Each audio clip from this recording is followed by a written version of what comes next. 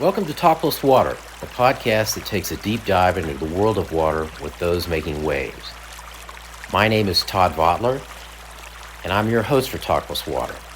I'm also principal of Collaborative Water Resolution, which you can find at waterdisputes.org. In addition, I'm the editor-in-chief of Texas Plus Water and the Texas Water Journal. Both publications are free. On October 29th, 2025, at the invitation of Professor Frank Romer, I provided the keynote talk for the Public Administration Symposium at Austin College in Sherman, Texas. The symposium, which was titled The Challenge of Water in Fast-Growing Texas, was sponsored by the Sumner Foundation and presented by the Austin College Pre-Law Society. The symposium was held less than a week before Texas voters approved Proposition 4, an important new funding program for Texas water infrastructure and new supplies. As part of the symposium, I moderated its two panels. These panels focused on regional water issues and how the funding contemplated under Proposition 4 might impact water management in Texas. Panel 1 included Galen Roberts, Director of Water Resources for the North Texas Municipal Water District, Jason Pierce, Director of Governmental Affairs and Communications for the Upper Trinity Regional Water District, and Peter Schultze, Professor of Biology and Environmental Science at Austin College. Panel 2 included David Kelly, Government Affairs Manager for the North Texas Municipal Water District, Wayne Lee, Director of Engineering for the City of Sherman, and finally, Perry Fowler, Executive Director of the Texas Water Infrastructure Network and a Talk Plus Water veteran. The following discussion provided insights into the current and future water needs of this rapidly growing region, where multiple multi-billion-dollar semiconductor factories are already under construction. Welcome, everyone, to our 18th annual Public Administration Symposium. The Public Administration Symposium was founded by Austin College students and me, Frank Romer, some years ago, and it was done really inspired by and voted to the career of John D. Mosley, the visionary president of Austin College who served from 1953 to 1978. Even though Dr. Mosley had been retired for 10 years before I came here primarily because of Dr. Mosley, because of people I knew at St. Francis College in Pennsylvania who had worked with him in the past and said, this is the school for you. They didn't have a full-time position for me. So I came here, and it's been a great 38 years here. This is my last year at Austin College. And so I want to thank the students, especially Jasmine Galvez, the president of our Pre-Law Society, who ran our Constitution Day event, is running this event, and will run our Dr. Kenneth Street Law Symposium in February. So I want to welcome all of our guests today and introduce to you someone I'm delighted to have back with us today, Dr. Todd Vottler, who, there's a funny story about how we first became acquainted. I was having a new set of tires. In fact, I called him and invited him to be the keynote speaker. This is about a dozen years or so ago. And he said, how did you learn about me? And I said, well, I was having a new set of tires put on my car, and at the car repair shop where I bought the tires, while they were fixing my car, I was reading the Texas Parks and Wildlife magazine, and his name appeared in a very interesting article, and I said, that's how I learned about you. And so I called him up and asked him to be the keynote speaker at this event. He agreed, and he gave a great presentation, so we're delighted to have him back here today. Also very proud, I'll just mention Perry Fowler on the next panel, former student. We're just very honored to have this group back. At this point, I introduce Dr. Todd Vottler, whose PhD is, I believe, in environmental geography. Isn't that correct? I don't think I've ever met anyone before who has a PhD in environmental geography, but I'll let Dr. Vottler introduce the rest of the panel. Thank you. Well, thank you, Dr. Romer. It's a pleasure to be here, honored to be here today, back at Austin College and talking about my favorite topic, water. And just one follow-up to what Dr. Romer said. You would be amazed at where you find Texas Parks and Wildlife magazine. When I was writing for them, I mean, every doctor's office, every dentist's office, every lawyer's, everybody had that publication. And so, it's like, why do I spend all this time, trying to publish in academic journals? If I really want to, get my word out, it's through Texas Parks and Wildlife magazine. So we have two different panels, and they are both chock full of water experts. And I'm gonna start off by introducing our first panel, and then they're each gonna have a short presentation, and then we're gonna have a Q&A time. And so there's time for y'all to ask questions. And so I was thinking about how we would do this. I don't know if we have an extra mic. If we don't, I can just take the mic to you when you have a question, and if you just, it'd be great to know, who you are and maybe what you're studying or what you're working on, and then, just, go ahead and fire away with your question. So first of all, I would like to introduce Galen Roberts. Galen is the Director of Water Resources for the North Texas Municipal Water District, and he oversees all aspects of water resource management, watershed protection, and lake and wetlands operations for the district. And that includes the district's East Fork wetlands, Bodark Lake, and over 17,000 acres of mitigation lands, as well as the district's water rights portfolio. You do a lot. He has a Bachelor's of Science from Texas Tech and a Master's in Water Management and Hydrology from Texas A&M. Our next panelist is Jason Pierce. Jason and I have known each other for many, many years. He is the Director of Governmental Affairs and Communications for the Upper Trinity Regional Water District, which is a regional wholesale provider of water and wastewater services to cities and utilities across Denton and Collin counties. He's got 20 years of experience in public service. He was the mayor of the city of Aubrey. I had no idea you had done that. You'd done that since I saw you last, I think. He plays a critical role in strengthening relationships with the Upper Trinity's members and customers, and he works closely with local and regional utilities to help ensure the delivery of reliable, efficient water supply and wastewater treatment services. He also leads the district's efforts in public outreach, water conservation, water protection, and communications. And our third panelist is Professor Pete Schultze, who I'm sure many of you already know, since he's a professor here at Austin College, and he's a professor of biology and environmental science. He joined Austin College in 1994 as a faculty member and has directed the college's Center for Environmental Studies since 2000. His courses include environmental policy, conservation and restoration ecology, and related subjects. And in 2022, he was at the University College in London, the University College London Press published his open access book, Obstacles to Environmental Progress. Very interesting. So I'm going to pull up the first presentation, which is Galen's presentation, and Galen will let you take from there.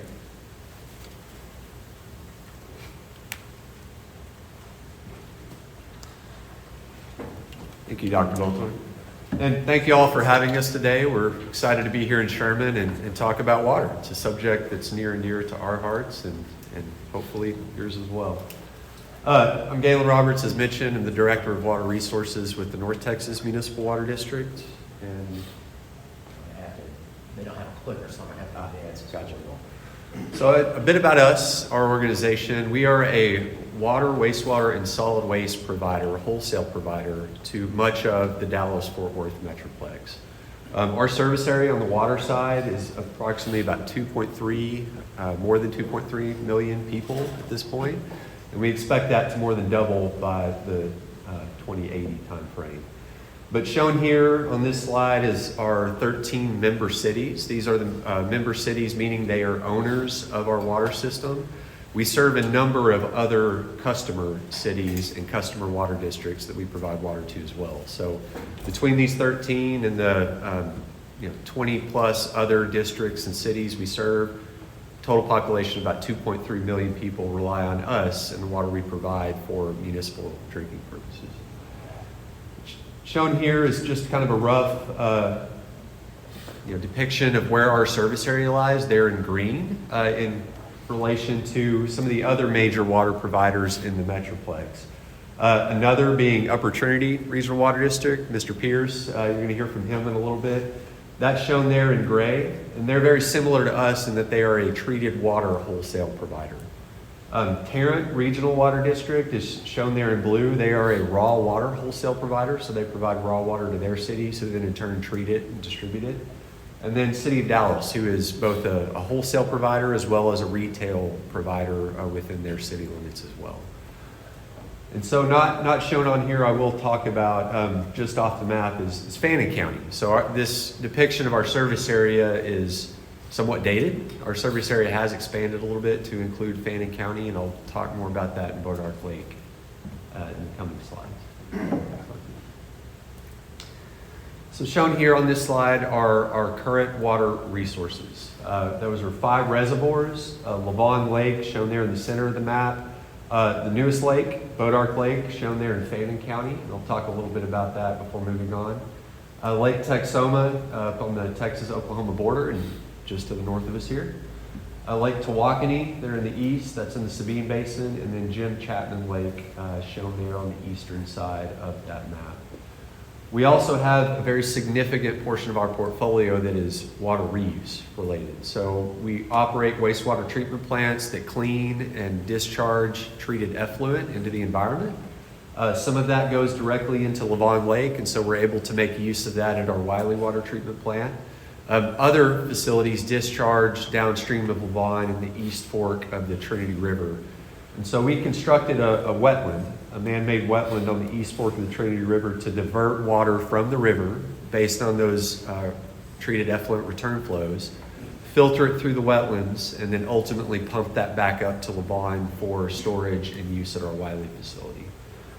We expanded that project some years ago to include a pump station on the main stem of the Trinity River, which provided us access to additional return flows, and we connected that to our East Fork wetlands. So we're moving water from both the East Fork and the main stem through the wetlands, relying on plants, natural processes to clean and polish that water before shipping it back up to Lavon. I will talk before moving on about Bodark Lake. It's the newest lake in 30 years in the state of Texas. We can only hold that title for just a short while longer as Ralph Hall is coming online, also in Fannin County. But that was a major project for us, which we brought online approximately 3 years ago, treating water and delivering water.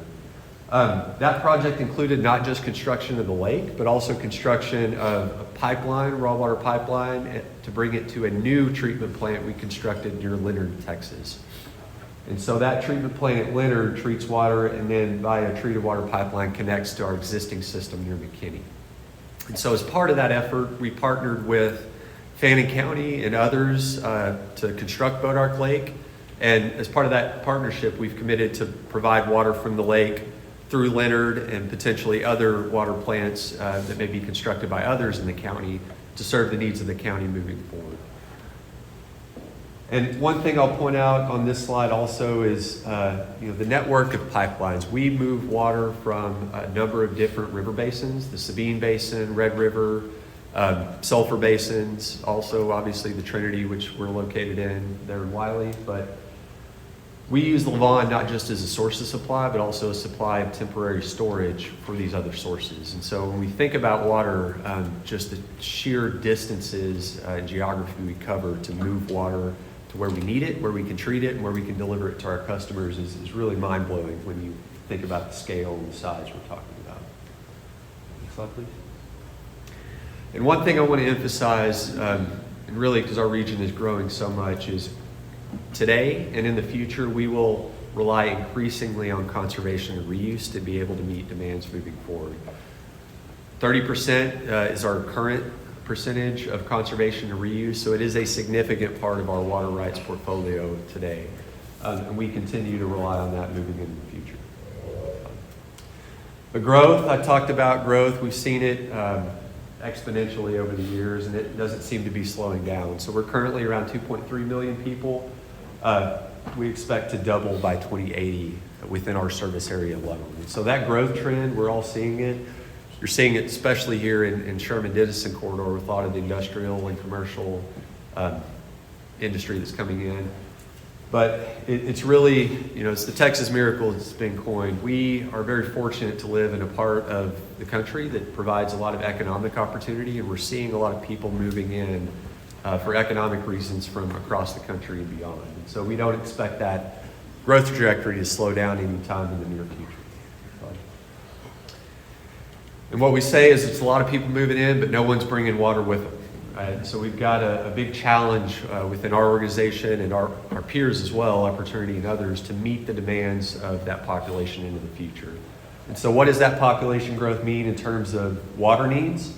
Essentially doubling our reliable supplies by that 2080 time frame from 400 million gallons per day to 800 million gallons per day.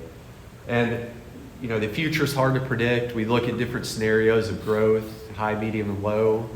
Since we last updated these projections, we've been on the high growth projections. So we're growing quickly. But I will emphasize, when we plan, next slide, for water supplies, there's a lot of things we need to consider. First, we need to plan for that worst case scenario. So when we plan for water supplies and future needs, we're thinking about that drought of record condition. How much water will we have reliably if we had a repeat of the worst drought on record? And so we need to be able to provide certainty to our members and customers that they're going to have water when they need it the most. So for planning purposes, we're looking at that reliable yield in that drought of record, but we're also thinking about what are those unexpected things that may occur. Higher than anticipated growth being one. We're looking back historically to define drought of record, but it's not out of the question that we may see a more severe drought in the future than what we've experienced in the past. And so, we've got to allow for uncertainty, and we've got to update our projections and plans fairly often to make sure that we're up to date and planning for what may come down the road. Next slide, please. And so we as an organization and others do planning for our service area specifically, but there's a role to play for the state and also collectively working together as a region. And so what we do at North Texas Municipal Water District in terms of long-range water supply planning feeds into and informs part of the state water planning process. We here are located in Region C, shown there in that North Texas region in gray. So the state is broken up into 16 planning regions, right? Each region, including Region C, develops a regional water plan every 5 years, and those plans are rolled up into what is the state water plan. That process is administered by the Texas Water Development Board. And in fact, just for Region C, the region just approved the new update to that plan just last month. So we're in that process now, but this is a process by which the regions can come together, look at what are the needs across the region, opportunities to partner individual districts on projects, what are the financing needs for those projects, and the timeline in which we need them online to meet demands. And then as they roll up into that state plan, it provides the state a picture of what the needs are across the state, how the Water Development Board, who is a financing entity for water districts looking to develop water projects, can support and meet the needs of those projects moving forward. And so I encourage you, if you're looking to just get a baseline of what are the state's water needs, that water plan is really the place to start. Next slide. And I'm going to end here on this slide. I cannot emphasize conservation and reuse enough. And so when people ask, what can I do as an individual? The first thing I say is, make smart, informed decisions about how you're using water, even around the home, around your business. But conservation is key. And that can be as simple as when you're replanting your garden, selecting native and adaptive plants, just managing your irrigation system if you have one actively so that you're not overwatering or putting water out when you don't need to.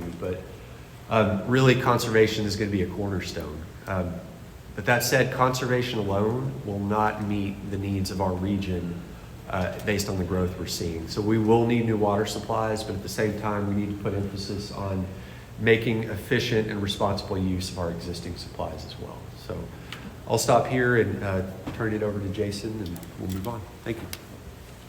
Thank you, Galen. And I'm going to see if I can stretch this so you can advance your own slides. Or you could leave it on the table. Jason, you want to try that way? Yeah, that's Okay. And let's see. While Todd is getting that pulled up, again, my name is Jason Pierce. I'm with the Upper Trinity Regional Water District. Looking around the room, I kind of size it up that the majority of you folks are college students. Thank you for getting up early to be here to talk about something that we're pretty passionate about, and that's water. Dr. Fowler mentioned that I am a reformed politician. I wasn't that much older than you folks when I was elected mayor of the city of Aubrey. I was actually elected to the city council in 1997, was elected mayor in 1999, and served until 2003. Being mayor, being on city council is a reason why I'm standing here today. You just don't know what opportunities avail itself until they're there. I never had dreamed about being in politics. I'd never dreamed about working in water. But an opportunity availed itself, and someone asked me to run. And so at the ripe age of 27, I was elected, 110 votes got me elected. I was responsible for day one, a $1.3 million budget. I was responsible for police, fire, animal control, all of it. I was essentially the chief cook and bottle washer, as I like to say. How did I do it? I circled myself around folks that knew how to run a city. But that is some experience that I'll never trade in the world, and I encourage you, if you want to get into politics, do it. Now is the time to do it. But always keep your options open, because you never know where your career will take you. And fortunate enough, about 10 years after I was elected mayor, I went back to the University of North Texas and received my master's in public administration. So my heart is with you. And again, thank you for being here this morning. Upper Trinity Regional Water District, as Galen said and mentioned, we are very similar to the North Texas Municipal Water District. We provide treated water and wastewater treatment services primarily to Denton County, but also a portion of Collin County, and now we extend up into Grayson County. We grow as our members and our customers grow. We currently are serving about 450,000 people treated water. Not nearly as large as North Texas, but we are expected to grow fivefold by 2080. Just last year alone, we added close to 52,000 people within our service area. It's a lot of people. Considering our landscaping has changed, you see it here in Sherman. I've been told, and if you watch the growth patterns, you will notice that growth is occurring essentially from Dallas, bound by 35 on the west, bound by 75 on the east, and all the way up to Oklahoma. And eventually it'll cross Lake Texoma and reach into Oklahoma. So growth is here. How do we manage it? Again, these are just a list of our wholesale customers that we provide service to. We have 2 water treatment plants, both of which are currently under expansion today. We're doubling the plant in the Northeast from 30 million gallons to 60 million gallons. We're expanding our plant in the South only by about 15 million gallons a day now. As Galen said, conservation is very important. Dallas-Fort Worth Metroplex has a bad name for itself, or has been given a bad name, I say, in being water hogs. And I would tell you that we really aren't water hogs. We have seen that our individual consumption on a daily basis has reduced over time. For Upper Trinity, what we call our gallons per capita per day actually is below the state goal. And so we're very proud of that, but we do provide a lot of emphasis on water conservation as well. Where I would like to talk to you today about is that our raw water supply system. Where do we get the water? We know that water comes from 2 sources. either from surface lakes, the lakes around us, or from well water, groundwater. We only, at this point in time, take water out of the lakes, treat it, and then send it back to cities for them to send to the tap. So we have a current existing contract with the city of Dallas to purchase water out of both Louisville Lake and Ray Roberts Lake. And then we also have a contract or water rights in Chapman Lake, which is, for us, it's about 80 miles to the east. Reuse of water that we bring over is a concept that has been championed, and it's going to be one of our major water supplies in the future. Talked about conservation. What are we doing? Because we need additional water supply. So back about 20 years ago, I've been with the district for 24 years, starting about 20 years ago, we started planning for Lake Ralph Hall. Lake Ralph Hall is about the size of Grapevine, if you know Grapevine Lake, but it'll yield about 20 to 30% more water. Interesting thing about Ralph Hall and challenges, if you will, looking ahead is in permitting.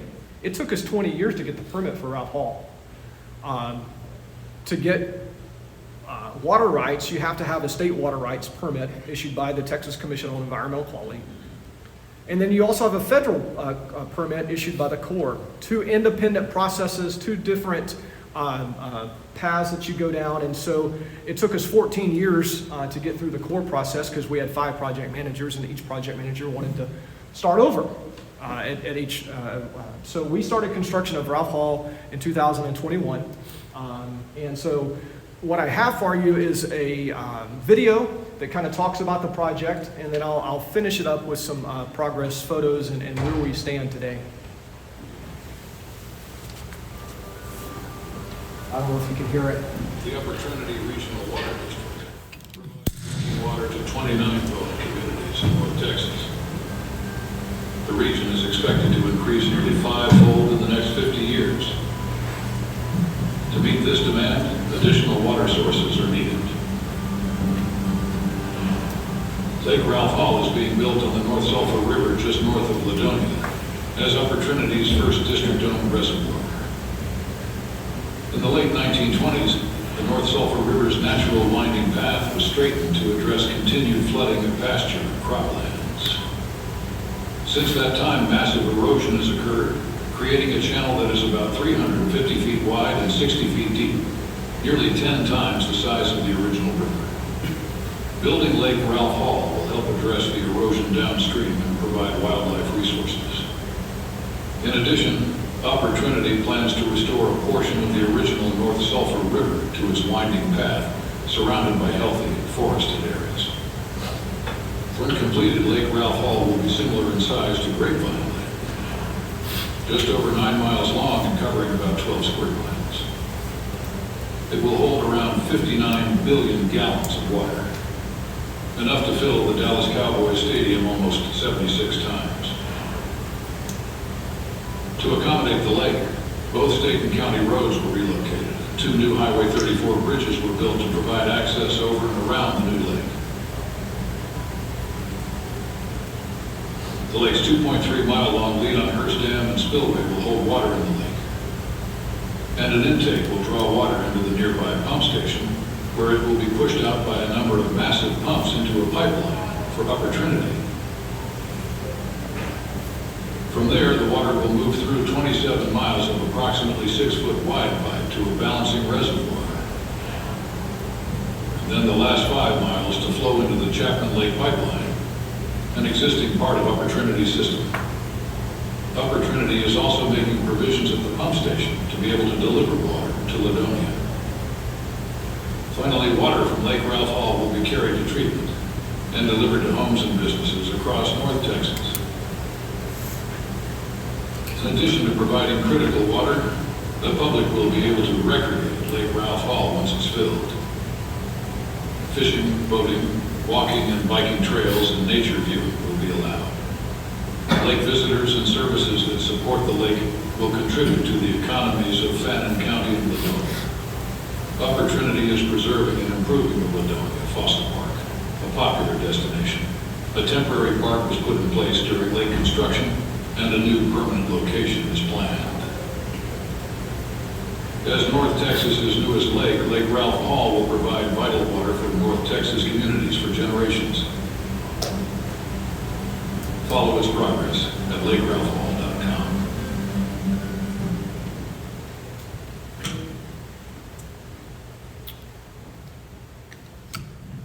So just some brief photos, but I do want to mention that because of growth and continued growth and so forth, we need additional water supply beyond Ralph Hall. Just like Galen mentioned with North Texas, we're depending on conservation and reuse and a variety of other sources for additional water.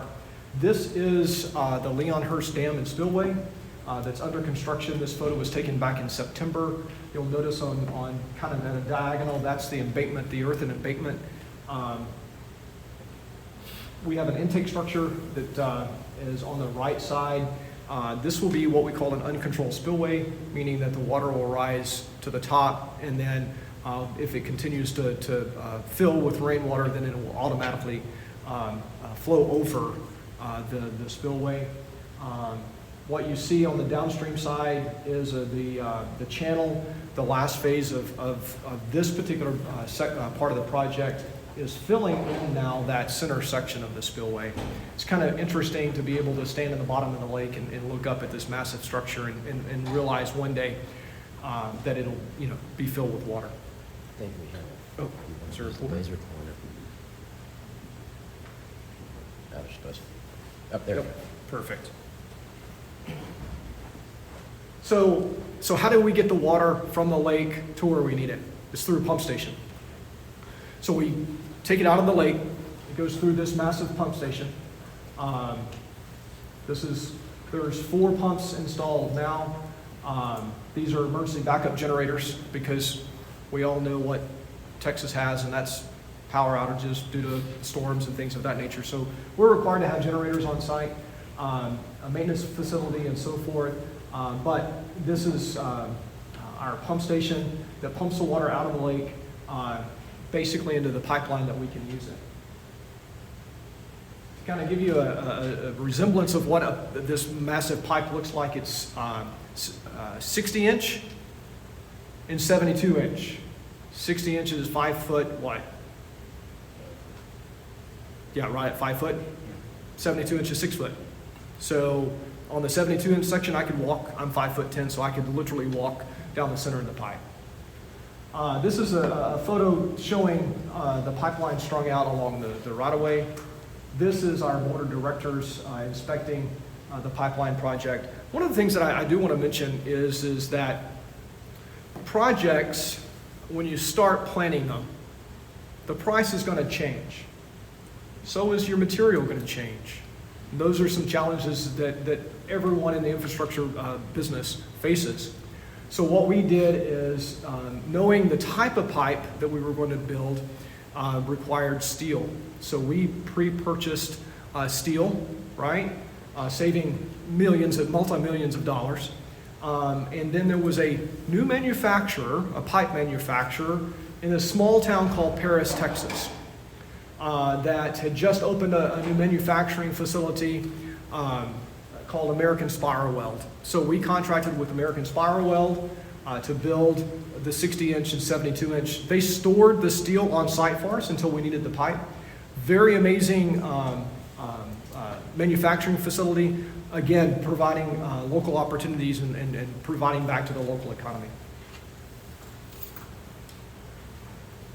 So we talked about Fossil Park.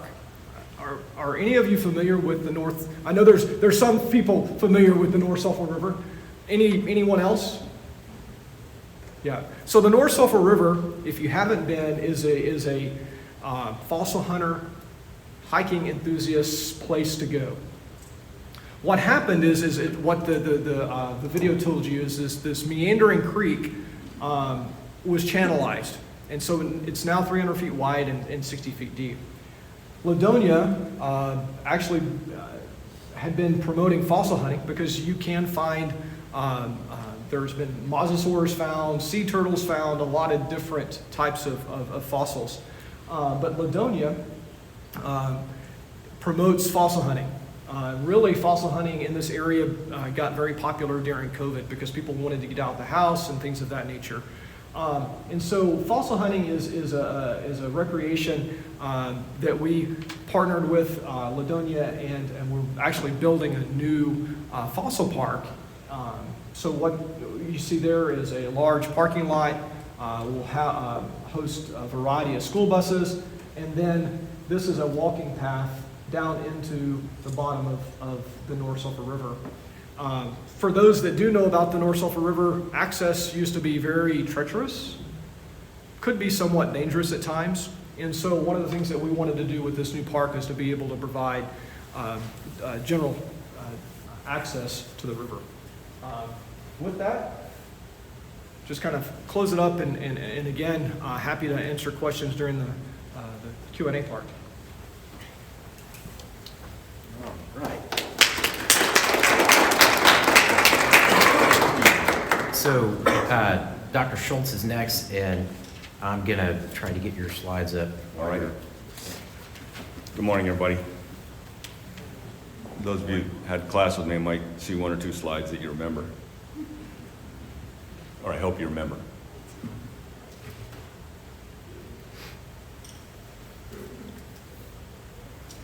So everybody else here is a water supply professional, not me. Yeah? But like you, I like to go like that and water comes out. And that works so well in many parts of the world. Around here it works so well that you can forget that it's not automatic. But all these things these folks are talking about, and folks will talk about at the 11 o'clock session, have to happen. It doesn't happen automatically, and it's really tremendously remarkable. And that's the first point I wanted to make.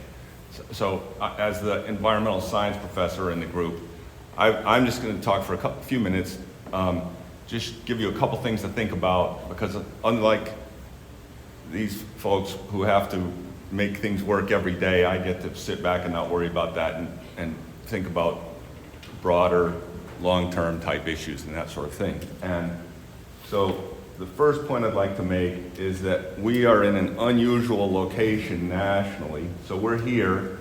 This map is the population density of counties in the United States. And this map is the amount of precipitation in the United States. And what you see is there are a lot of blue counties over here with high population density and it's wet. There are some blue counties up there with high population density and it's wet. But otherwise, and I think those of you in Professor Ewing's class will be familiar with this notion, this yellow and red doesn't have a lot of blue counties, with certain exceptions. We're one kind of exception, which I'll come back to. All these other blue counties that are in yellow and red areas have mountain water. In other words, mountain rain shadows capture snow in the wintertime, rain in the rest of the year, and that water flows downhill, and that's how you can have 20 million people in Los Angeles, is because they've captured water from as far away as water that was over here. But we don't. The I-35 corridor's water comes from basically that area. And there are no big rivers. There are rivers that Texans are very fond of. They're pretty rivers in some instances, but they're not big rivers to an aquatic ecologist standard. They're smaller rivers. And that means that compared to, say, Chicago or Milwaukee or Detroit or somewhere, this area, wrong button, let's see. This area is highly dependent upon reservoirs. So if you've never, I like to encourage students to just get on Google Earth or some similar thing, if there's a similar thing, and just look at the world sometimes. And so this is basically the north side of Dallas. And here are some of the reservoirs: Lake Grapevine, Lake Louisville, Lake Levant, Lake Ray Hubbard. And there, if you zoom out, I didn't zoom out so you could see these, there are more, right? They get built, by the way, in the easiest place to put one the first time, yes? In other words, you want to put a wall up and get a lot of water behind it. And then that spot's used. But then if you look at the reservoirs, another little point to make is, so they're filling with water that flowed in the rivers that rain to the west of here where it doesn't rain very much. Also, if you look, you can see that, and I don't know if this is false colored, these don't seem like real colors to me, but you see there's a color gradient in every one of these lakes, and as you go basically up or to the west, it looks like a lighter color. That's because the rivers that flow in are not clear water, because they've run off the land, as many of you know from learning other things, and so they've picked up sediment, or what used to be a valuable resource, which was topsoil in some cases, or maybe it's less than topsoil now, but they've picked up material, and then they get to the reservoir and slow down, and the material sinks out, and that causes the reservoirs to accumulate sediment. And so these are photos I took in Lake Texoma. So this is Lake Texoma. It's kind of like a dragon to me. The main tributaries of Lake Texoma are the Red River coming in from up here, the Washita River coming in from down there, and there's some smaller ones like Hagerman Wildlife Refuge is around here. This is a little black and white disc, and it's hanging 20 centimeters, only that far down. You can see these things like 30 meters down in Lake Tahoe, but that's a very different kind of lake. But here's 20 centimeters down, very easy to see. You can see it a few meters down if you hung it in the downstream part of Lake Texoma. But in the upstream part of Lake Texoma, at 20 meters down, you can barely see it. That sediment, the reason this water is clear down here is because that sediment's already sunk out there. And so it's just a fact of these reservoirs that over the term of decades and decades, sediment gets into them, but the sediment doesn't leave them, and that has some impact on their water storage capacity. So I'll leave, one last point, you've heard this, that's the situation here, and then you add on top of the challenge of additional demand. And this is just, I got this off the Sherman website yesterday, and every one of these circles is somewhere where there's some development going on in Sherman with new construction where I guarantee those people will want a water meter. And more, they won't really care about the water meter, but they'll want a water tap. Yeah? Okay, so I'll leave it at that. Just put that slide back up, because that's the one I think that would be on my mind if I was responsible for really long-term planning. Thanks.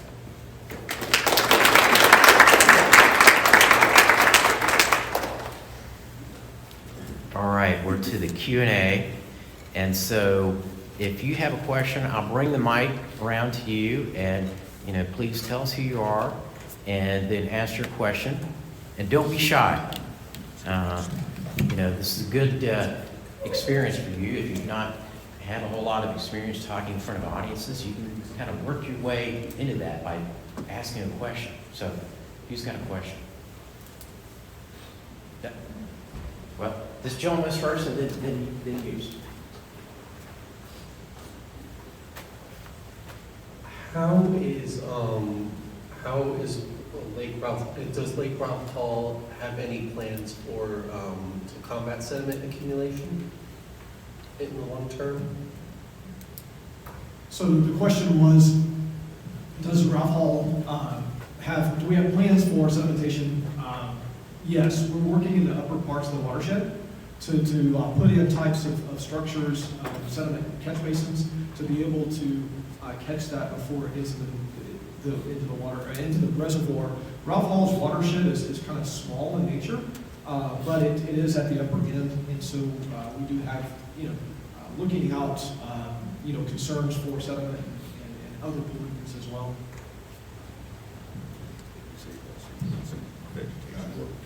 Newt Cunningham. I've got probably two questions.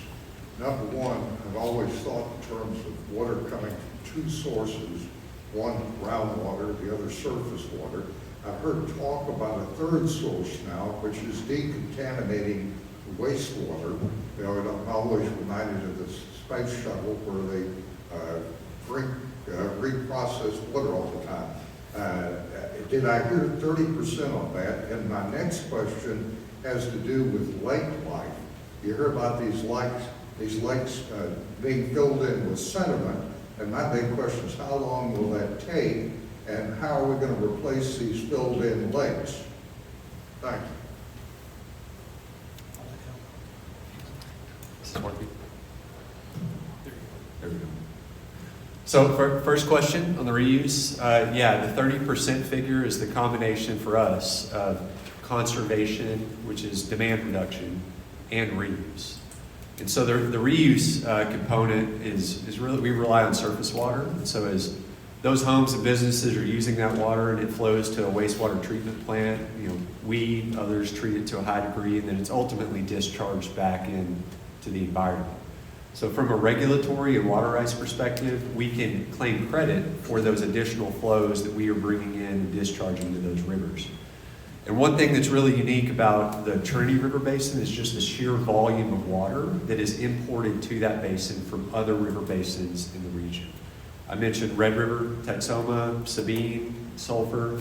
So we're bringing water that otherwise wouldn't be captured in that watershed by rainfall into that basin. It's being used. And so there's more water flowing down the Trinity today on average than there was 100 years ago because of that import from other basins. So we're able to rely on that and capture it. Of course, there are others downstream, like City of Houston, that rely on flows coming downstream. So from a water rights perspective, it's always complex in looking at how that water is used, how many times it's recycled, and how much is ultimately flowing downstream. But yes, reuse is, I'd say within North Texas, we're among the forefront in terms of looking at reuse as a quantity or percentage of our overall supplies. It's critically important, and we've been at the forefront in many ways. Anything you want to add? Not necessarily for that. In regards to lake life, that is a primary concern for lake owners, nationwide, if you will. North Texas and Upper Trinity work very hard on what we call watershed protection. That is to do what we can in the watersheds to prevent sedimentation, to prevent pollutants such as nitrogen and phosphorus from getting into the lakes. I mentioned catch basins and so forth.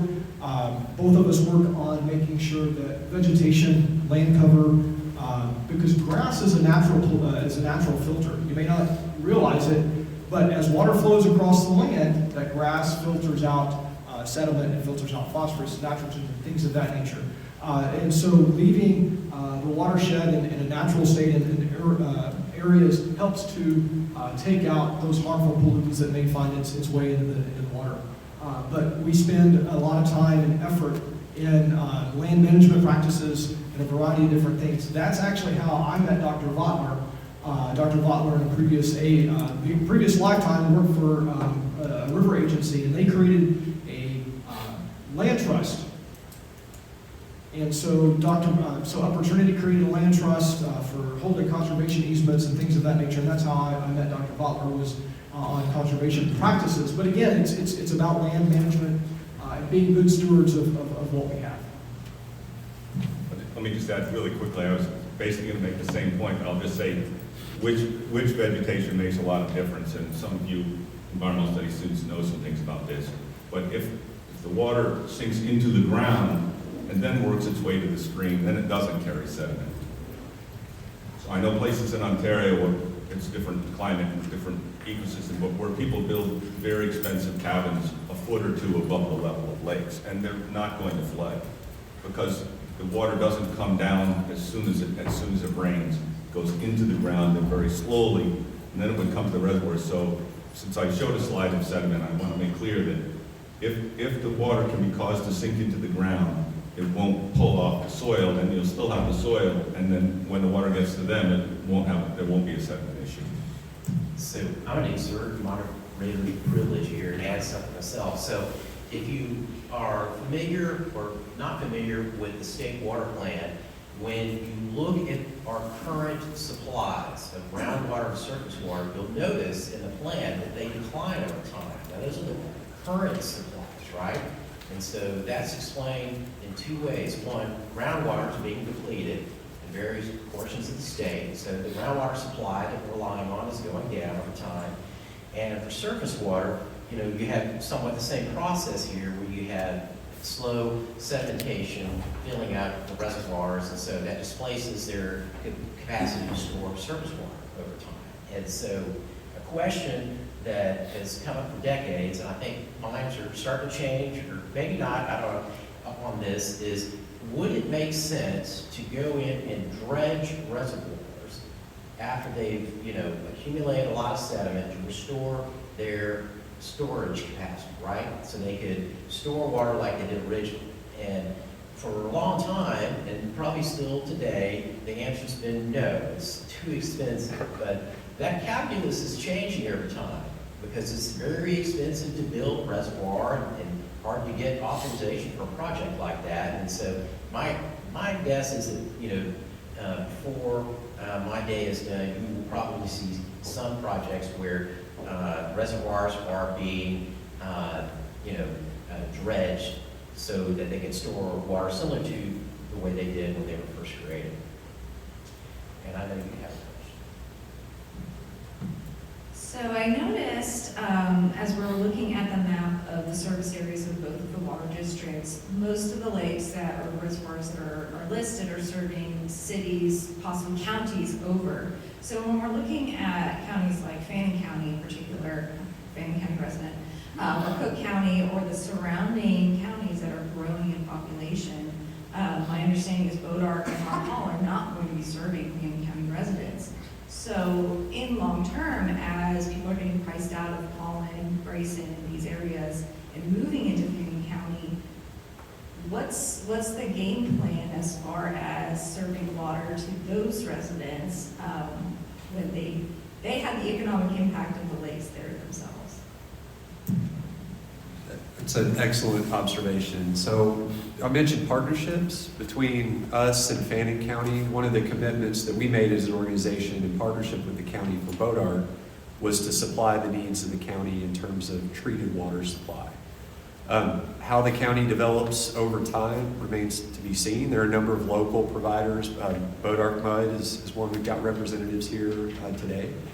But that Leonard water treatment plant, I see opportunity for that facility to provide supply in the near term to some areas in the immediate vicinity of that treatment plant. Remains to be seen for other parts of the county, particularly around the lake where they're seeing more development, how additional treatment plants may be developed over time. But Bodark Mud has access to certain raw water supplies in the lake, and so that's an option they could look at long term. But we recognized in early conversations with the county that how the county develops in terms of those individual water suppliers and how they're going to connect to our system is going to be complex, and there's coordination that needs to occur. And because of that, the Fannin County Water Supply Agency was created, whose purpose, and we have representatives from Fannin County Water Supply, I see Commissioner Kopp there.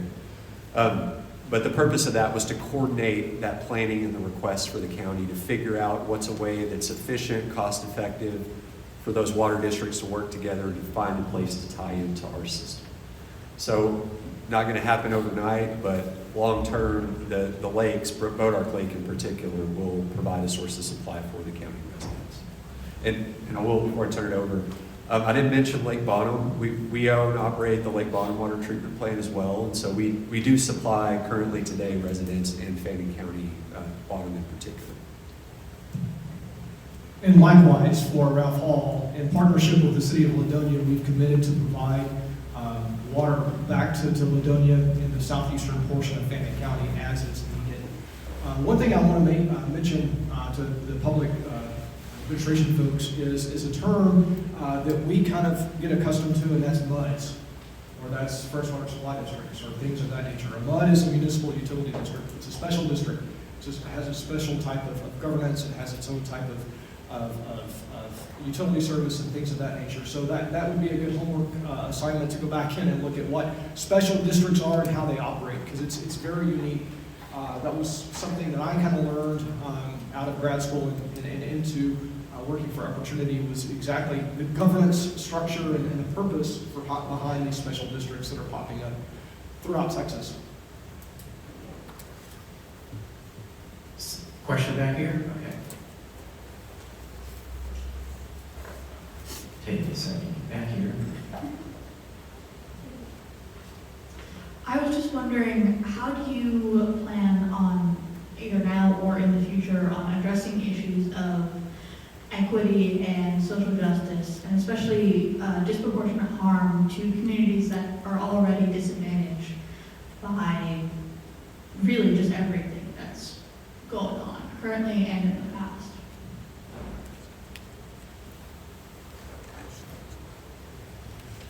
Quinn, can you, I believe the water comes out of taps all over the place, so maybe you could clarify that question a little bit in this context. Yeah, absolutely, sorry. From my limited knowledge, there is places that get water it's everywhere, but there is a disproportionate impact on limited access to water resources in Texas to people who can't afford to pay, like, say, rising prices, or communities that don't have access to municipal water, or when leaks happen, which is like 51 gallons a day, I think. I think, from what I know, nervous. It is disproportionately disadvantaged communities such as people of color or Colonials, for example. So I'll take a stab, and if I don't address your question, or if we don't, I'm happy to clarify further. But one of the biggest challenges we face and think about in terms of meeting future supplies and just maintaining aging infrastructure is cost of service. And when I think about cost of service, we need water. I view access to clean water for essential purposes as essentially a basic human right. And so we want water to be affordable for those essential uses at all income levels.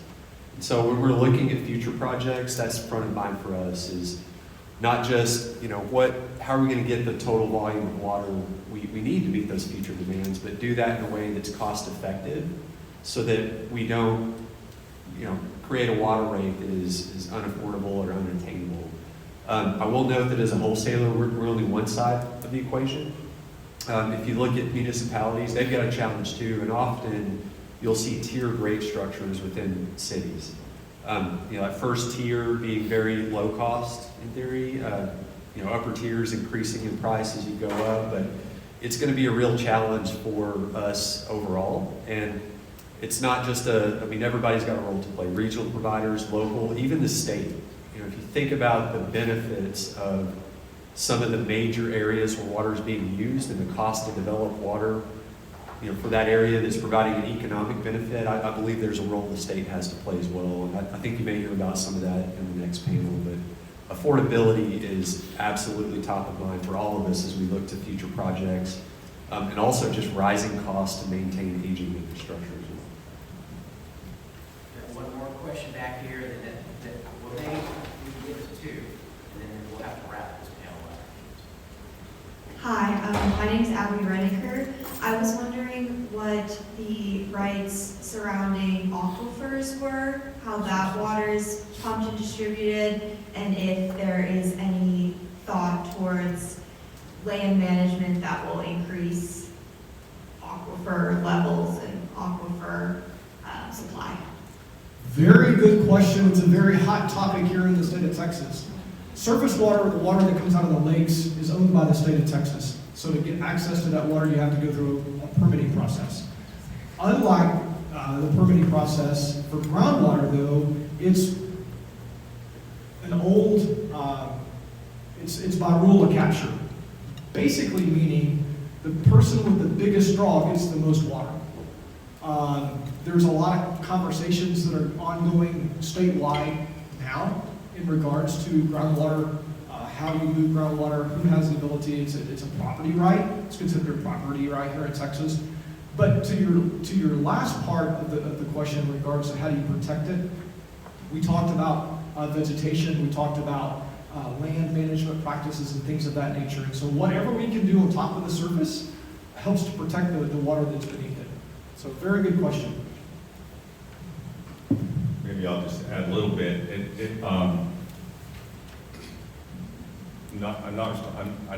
But what I'm about to say, I'm not referring to what Jason just said, but those of you, everybody in the room probably is familiar with the water cycle, so you might say it doesn't make any sense that the surface water and the groundwater have different policy mechanisms for, or one has strict policy mechanisms, you gotta have a permit for every liter you take out, right?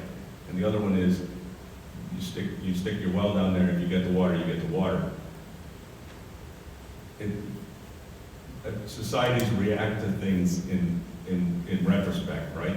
And so this is not a simple problem to solve, because it's not a simple problem to take water rights away from somebody who's had water rights for a long time and has been playing by the rules that existed.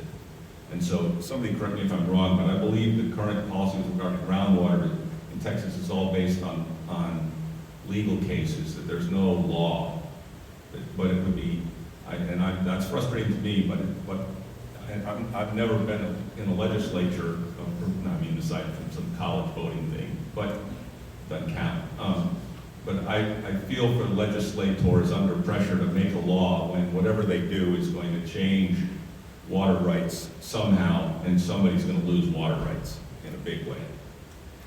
Let me just add something for our last question here. So just to be a little bit more specific about that, we have 98 groundwater districts in Texas that range from single county districts to multi-county districts. And some of those districts have relatively little power or financial resources to operate. And so it's a real challenge for them to manage groundwater. Then we got, on the other hand, the Edwards Aquifer Authority, which has a limit to the amount of water that can be pumped out and individual permits to users. And so it's strictly regulated. It's the only groundwater district like that in the state. The others are more in this quasi situation where they're guided by legal precedents and state law, which is generally on the side of recognizing that groundwater is an individual property right and is there to be used, which is unusual when you look at the rest of the western states. Most of the western states, surface water and groundwater are owned by the state in common for the public benefit. It's not the way that's done in Texas with regard to groundwater. And so our last question is to you. Hi, my name is Erica. I'm from the Fort Worth and Arlington area, so I do understand the importance of urbanization and economic development. The question I have is, whenever economic development is growing in both rural and urban areas, have you noticed more challenges coming from rural or urban areas as you continue to increase economic development? I'll start. Others can chime in. Both. Each pose their unique challenges. I think about the evolution of our organization and our service area. Most of the counties or communities that we serve were rural to begin with, right? They banded together. Many of the communities we still serve today are rural in nature. Each have their own unique challenges. I think about rural areas, especially those that are experiencing tremendous growth. They're facing challenges on financing, even just dealing with developers as they come in and figuring out how we're going to meet for the needs and plan for infrastructure, not just on the water side, but transportation and another thing. There's always the conundrum of financing for small communities, and that you need the tax base to pay for the things to attract and to accommodate it, but that's future growth, and you've got to build ahead of that growth. So how do you finance and fund that in advance of having the tax base there to share that cost and pay for it long term? Urban areas, we're hearing a lot about redevelopment these days in places that are at build out or approaching build out. You're starting to see more multifamily types of development. In fact, there were some changes at the legislature that gave multifamily development by right. So what that means in terms of water demands within urban areas remains to be seen how that plays out. But the other last thing I'll say before handing it off, a big challenge within urban areas is just ability to maintain older and aging infrastructure. A lot of that infrastructure in older cities is maybe as old as the city itself or the water district that installed it. So people don't like disruptions when you go in and have to tear up streets to do repairs to water lines, and it can be an expensive and a logistical challenge to maintain infrastructure in highly dense urban areas. Just to add on real quick, from a policy perspective. And nothing against elected officials here in the room, but policy positions change from council to council, from city manager to city manager. Meaning that for a small community, Aubrey, where I was mayor of, was 1,500 people at the time, right? Had a rule setting, it wanted to have a lot of money in quarter horses. But councils change, people's perspective changes, and so in 2 years, when a new council comes in, they may want growth and development. So you talk about challenges and things of that nature, but I also take it back to a policy perspective in that you do have outlooks of and visions for your city change, whether it's a rural or you want to go to an urbanizing area. So just something else to think about. But yeah, great questions today. Thank you. All right, well, everybody, let's have a hand for Hannah Wynn.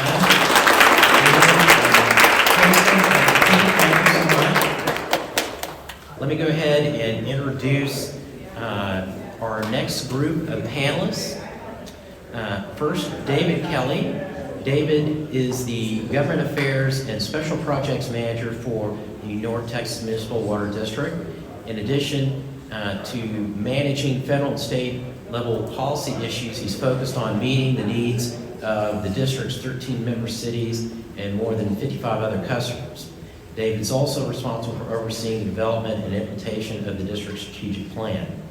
Before joining North Texas Municipal Water District, David served as the Executive Director of the Orient Charities, nonprofit working in Southeast Africa in Malawi, right? Malawi, that's right. Get that one.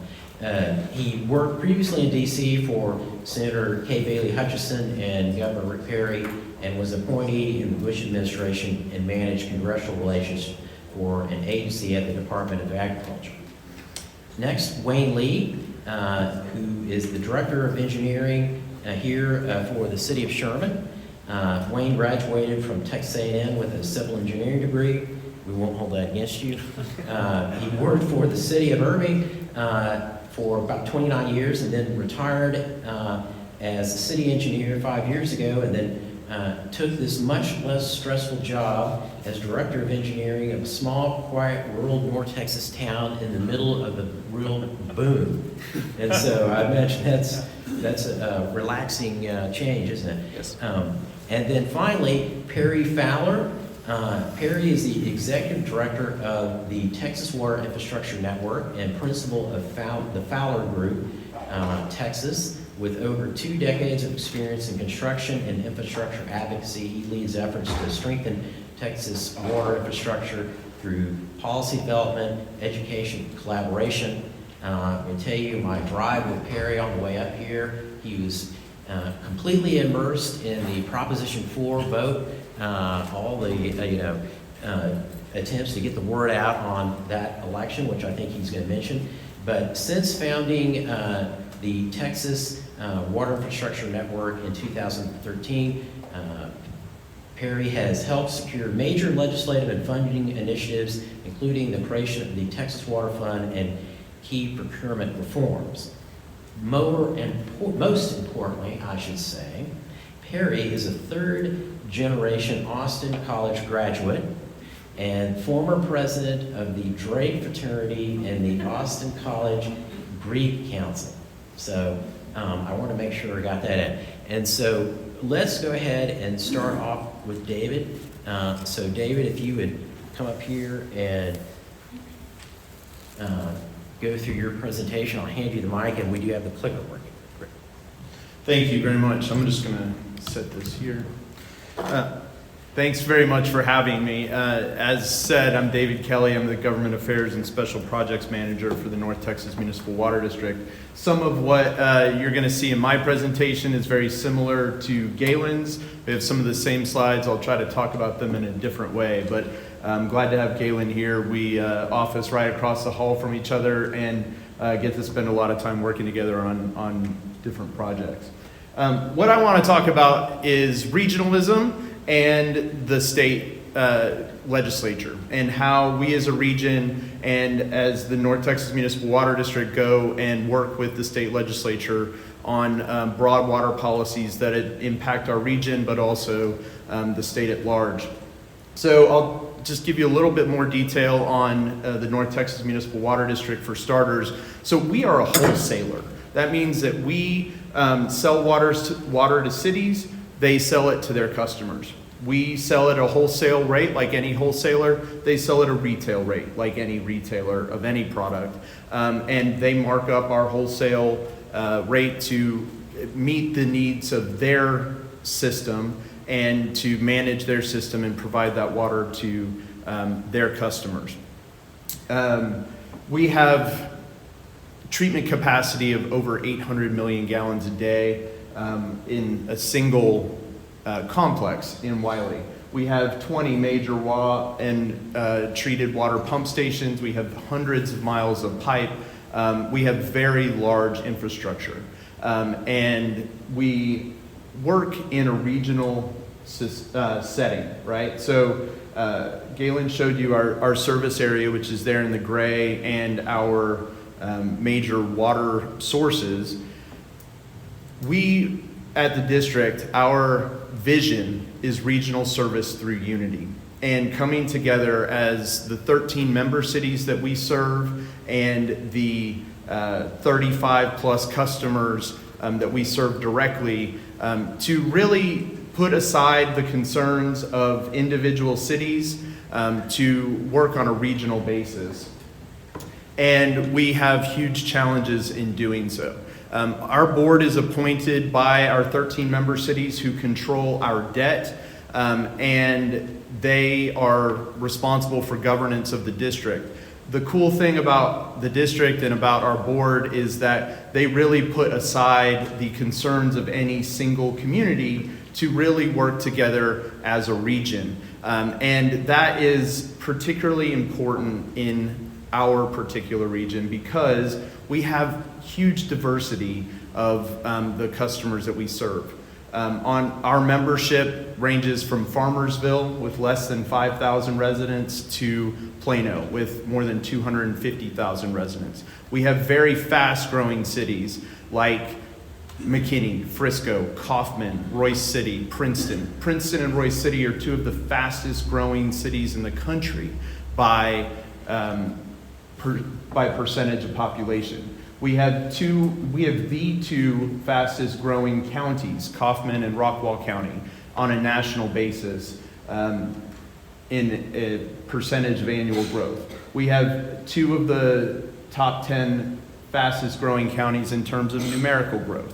We have, as somebody mentioned earlier, we have small and disadvantaged communities, we have rural communities, we have a broad diversity of different types of customers that we serve, and that really takes putting aside the concerns of individual cities to really work together on behalf of the region. But our growth challenges are significant, and they cause us to have to go finding new water supplies across the state, because the simple reality of water in Texas is that the water is not where it needs to be. The water needs to move from places of low density to the fast growing metroplex regions. And that's the challenge that we're facing on a policy level. We've talked about this is really a similar slide to what Galen showed. You can see the other water districts that we work with. And at the district, we're focused on our region, as we call it, but we're also part of this broader North Texas and DFW region. And working together with the other wholesale water suppliers is a critical component of what we do on a water supply and operational basis in terms of managing water supplies between us, but also on a policy perspective, it is critical that we come together as a North Texas voice in working with the legislature. And the legislature plays a key role in what we are able to do and will be able to do in the future. Galen talked a little bit about policies that the legislature is putting in place on local control. And I'm going to talk quite a bit about what the legislature has done and is doing in terms of funding. Funding from the legislature is the most critical component of our policy and work with the state. The state has done quite a bit in recent years to provide water suppliers with the resources that we need. Second on that list has been our top priority for many years, and the legislature has delivered that, and hopefully the voters will support that in November. And so I'll talk a little bit more now about a dedicated source of funding and also how the funding systems in Texas work for water. So the history of state water planning goes back to 1997, I think, with Senate Bill 1. Galen talked about how we plan for water. In terms of legislative history on funding water, I'll go back to 2013 when the legislature created what's called the State Water Implementation Fund for Texas, which you can see in the long list of programs there. That was funded by a $2 billion infusion from the Rainy Day Fund, which was approved by voters. And it is the most critical water supply fund we have in the state. We talked about Bodark Lake. That cost $1.6 billion to construct, and that was provided almost completely by the State Water Implementation Fund for Texas. What does that mean for Texans? It means that the Water Development Board secured our bonds so that we can enter the bond market at a lower rate and save money for our ratepayers. Bodark Lake alone saved our ratepayers $250 million because of SWIFT and the Water Development Board. We have other subsequent SWIFT projects that I think combined as will save our ratepayers over $500 million. And then when you take Upper Trinity and Tarrant Regional Water District, we have almost $900 million in savings for ratepayers because of the SWIFT fund. So that was created in 2013. Fast forward to 2023, when the state took the next big step, which was creating the Texas Water Fund. And the Texas Water Fund is an umbrella fund that really brings together all of the Water Development Board's programs and infuses money into them at the board's discretion as communities apply. And you can see all the different types of programs that are included there. You have SWIFT, you have the New Water Supply for Texas Fund, which was created in 2023. You have Rural Water Assistance Fund, you have Economically Distressed Areas Program, and then the state revolving funds, which come to us from the federal government. And so creating the Texas Water Fund came with a $1 billion infusion again from the Rainy Day Fund, which was approved by voters in 2023. And so now we come to the actions of the legislature this year, which came in the form of House Joint Resolution 7, which is a constitutional amendment that will provide dedicated funding for water. This is similar to what we do in the state in transportation. And so what will happen is, if approved by voters in November, it will provide $1 billion a year for the next 20 years to the Water Development Board and into the Texas Water Fund. There's some details in there about how it's split between the various funds and things of that nature. But basically, we have a 6.25% state sales tax in Texas. That money goes to the state. It goes into the General Revenue Fund, and then it goes to transportation. TxDOT has a dedicated source of revenue, and then after, I think it's $45 billion goes into the General Revenue Fund, and then TxDOT gets their $1.5 or $2 billion annually. Then the excess will come to the Water Development Board, up to $1 billion a year. That will be critical in funding the projects that we have to have to secure water for our growing region. And so we come to November 4th, and Prop 4. One important thing to understand about Prop 4 is that it does not raise taxes on Texans. What it does is dedicates existing revenue to this particular purpose instead of allowing that money to go into the rainy day fund. And so I'm sure all of you are registered to vote and very active politically, right? And so I encourage you to vote on November 4th and pay attention to Prop 4. There's 17 propositions that came out of the state legislature. It's a long ballot, but Prop 4 is at the top, so at least make it through there. So I'm happy to sit and I look forward to your questions. Thanks very much for having me.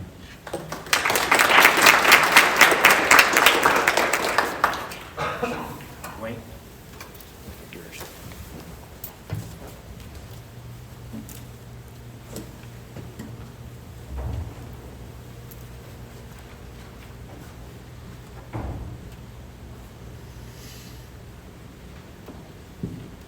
Good morning, everybody. Wayne Lay, Director of Engineering at the City of Sherman. As alluded to earlier, I came here about 5.5 years ago, retired from the City of Irving, looking for a little less stressful work environment, and thought this area was going to explode in about 8 or 9 years, and didn't realize it was going to be about 8 or 9 months after I showed up. So a lot of cities in North Texas are experiencing explosive growth, and with that comes water challenges.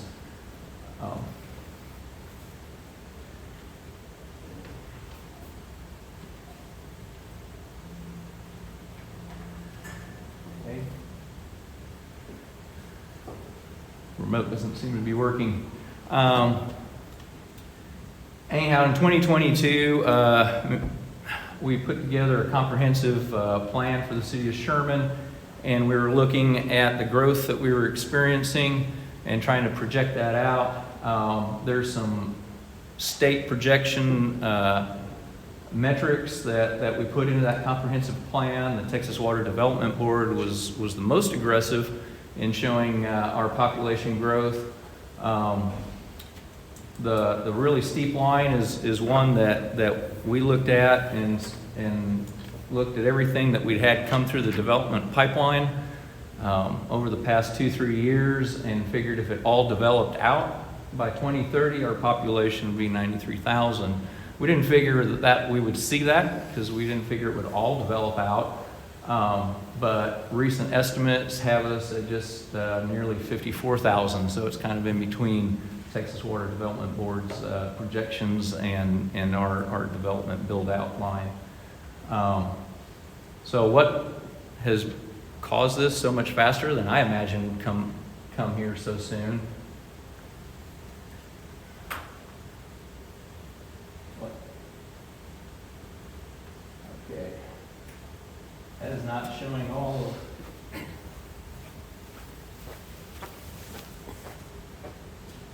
Oh, okay, I didn't know it was dynamic. All right.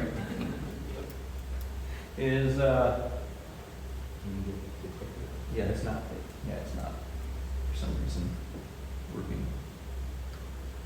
There it goes. User error problem.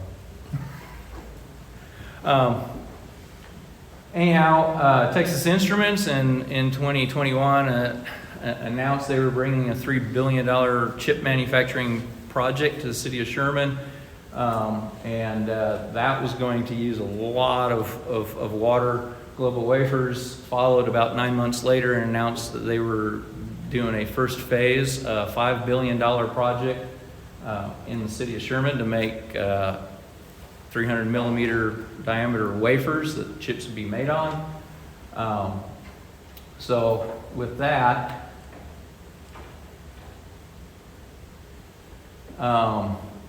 we had residential and commercial boom to follow, with development proposed all over the city of Sherman.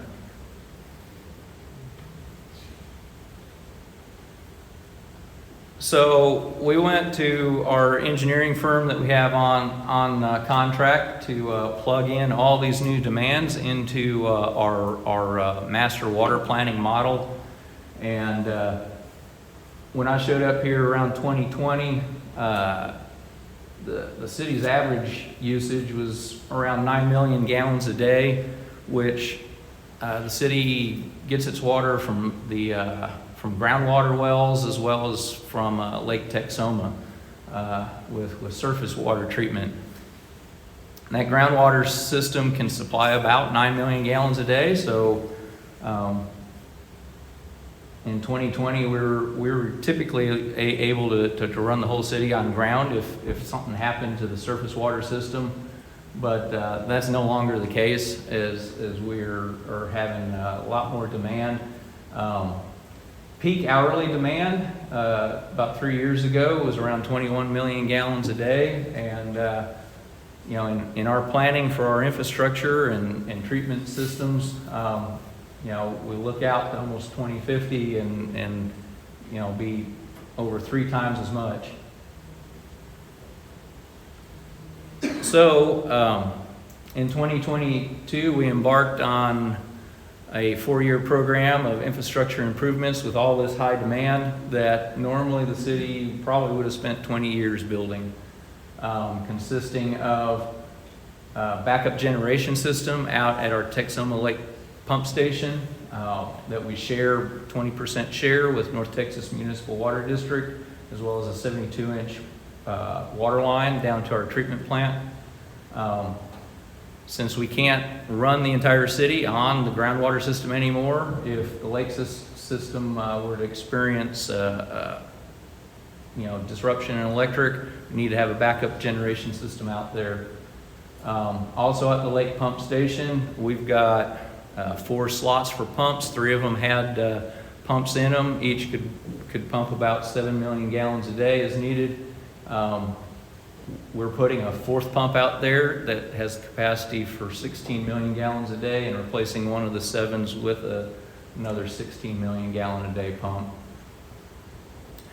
Out at our water treatment plant on the far north side of town, we had just finished a new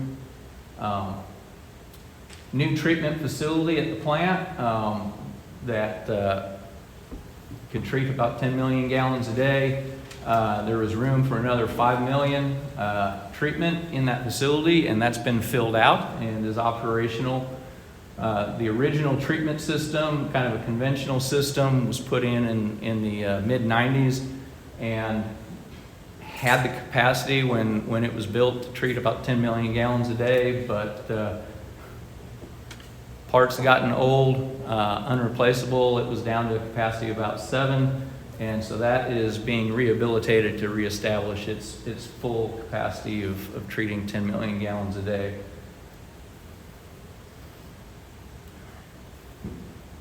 And then we also have future plans out here as the city continues to grow to add another 30 million gallon a day treatment capacity on that campus. As we treat the water, we do have a waste stream, you know, of what comes out of the lake that we do not send to the customers, of course.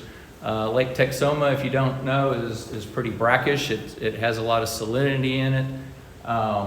And so we take a lot of that out. That creates kind of a higher salt concentration brine waste stream. It had been going down our wastewater sewer system.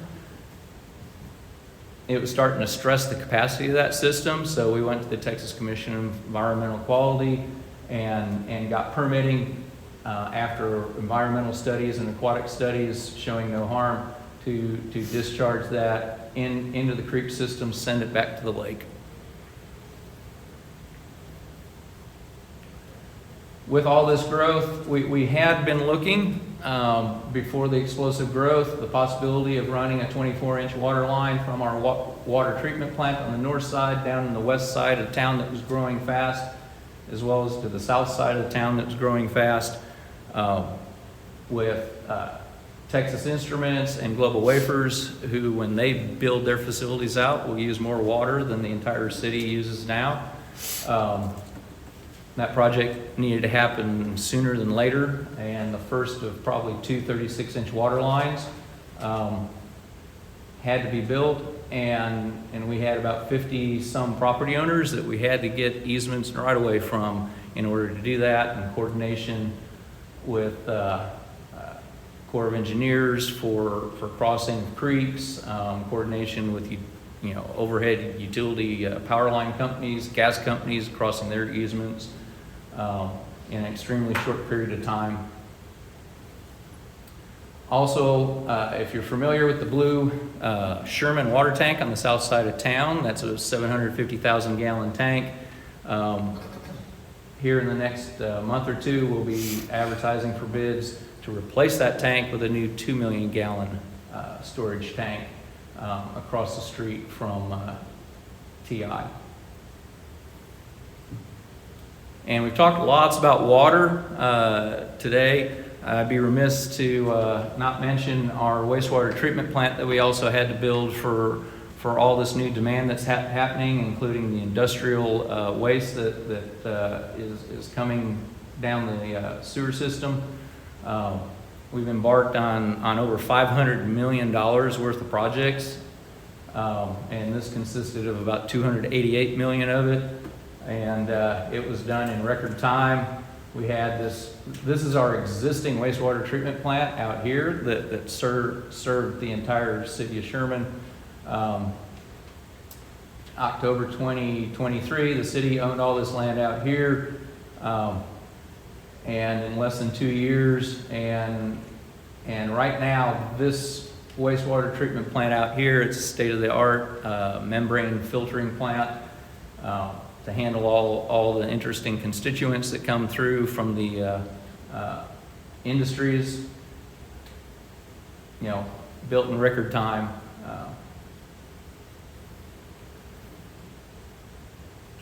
And this has been alluded to from some of the other speakers, but it's neat talking about all the new stuff for all the growth that's happening and funding for those, but we all have to remember we have to take care of what we already have in the ground. If we fail to fund a lot of that stuff that you don't see out there, you start having major breaks. This is out in California, occurred on a steel riveted pipeline off the UCLA campus. It was over 100 years old. Deferred maintenance is a horrible thing, because when large pipelines break, they cause major damage. So, also water quality, as pipes age and rust out and have issues in them, what you're flushing out is not nearly so clean. I mean, that's rust. So, replacing your system on a basis of, around 50 to 100 years, the entire system needs to be replaced because the lifespan of the existing infrastructure is only about that long. So, a municipality, they have to look at cost of service, providing the service to the community for the growth, for existing infrastructure replacements every budget year. Look at what kind of water consumption we're going to have, because that's how we help pay for a lot of the infrastructure. And with that, we have to be sensitive to the cost of delivering that service to our customers. So every year, we'll have comparisons to other cities, to the state average. For someone who uses 5,000 gallons of water and wastewater, City of Sherman used to have just a one rate, no matter how much you used. Every 1,000 gallons, you paid just one particular rate. We have gone to a tiered system, so that those people who use a lot more water pay a higher rate for that water, all the way to a super user rate that the large industries are the ones that pay that highest tier to help pay for some of this infrastructure that we're putting in for them and having to maintain.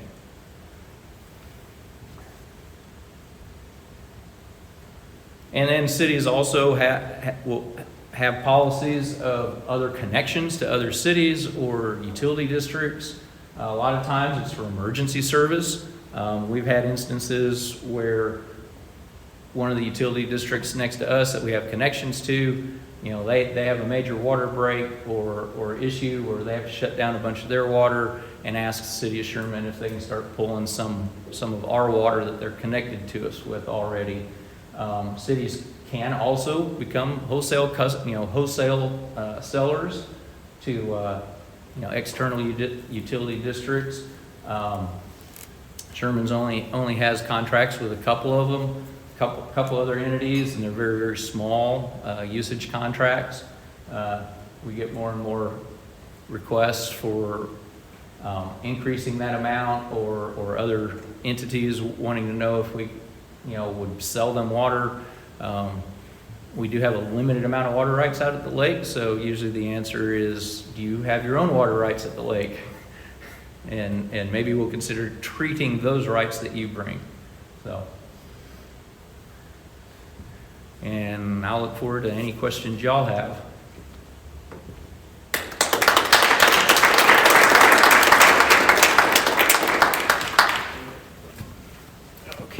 All right, I'm going to let Todd key this up. First of all, it's an absolute honor to be here today.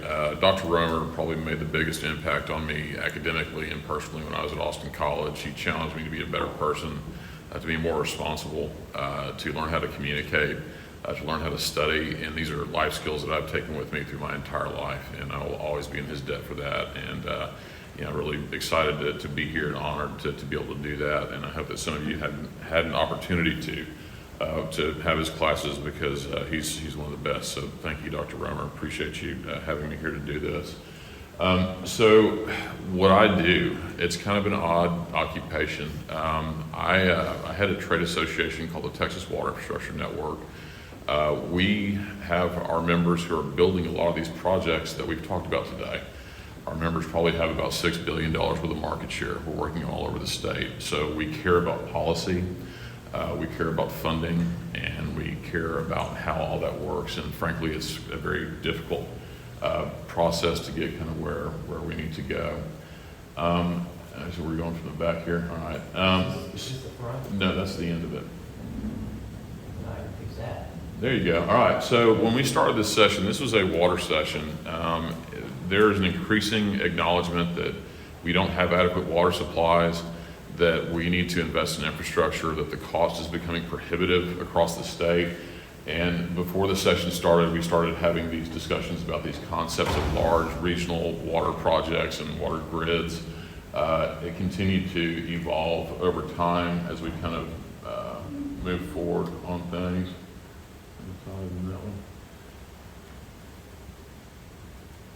So,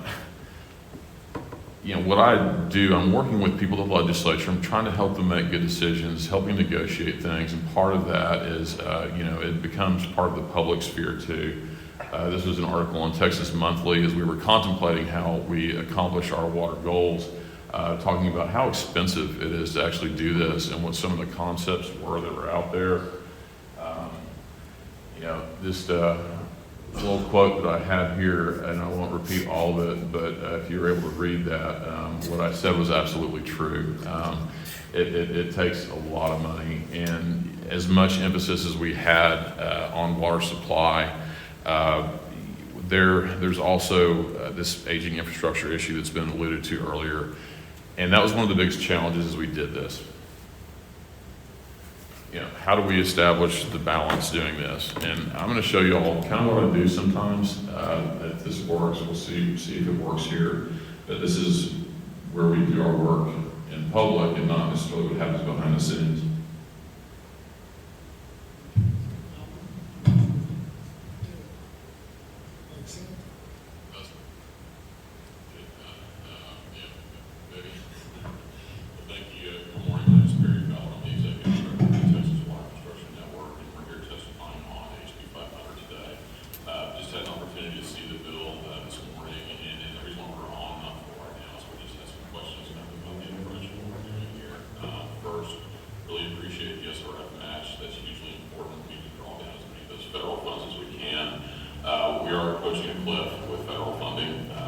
indications that we're going to see less federal appropriations and IIJ money running out here at some point too.